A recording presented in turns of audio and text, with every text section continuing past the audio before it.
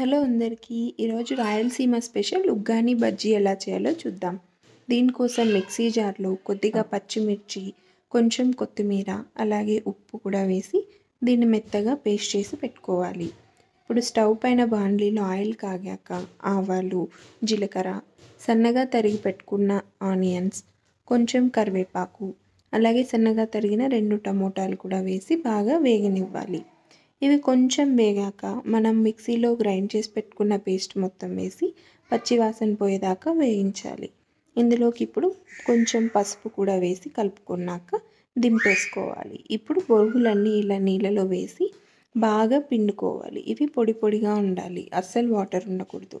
ఇప్పుడు పప్పుల పొడి కోసం అలాగే కొన్ని పప్పులు కూడా వేసి గ్రైండ్ చేసుకున్నాం.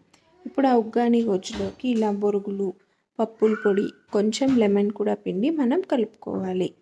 ఇప్పుడు బజ్జీలు వేసుకోవడానికి పక్కన మనం శనగపిండిలో కొంచెం వాము, ఉప్పు, కారం, అలాగే కొద్దిగా సోడా వేసి చిక్కగా కలుపుకొని ఇలా బజ్జీలు వేసుకుంటే బాగా పొంగుతూ వస్తాయి బజ్జీలు. సో ఇలా అన్నీ మనం బాగా ఎర్రగా కాల్చుకున్నాక ఒక టిష్యూ ఉన్న పేపర్ పైకి తీసుకొని మనం ఉగ్గానీలో సర్వ్ చేసుకుంటే ఎంతో టేస్టీ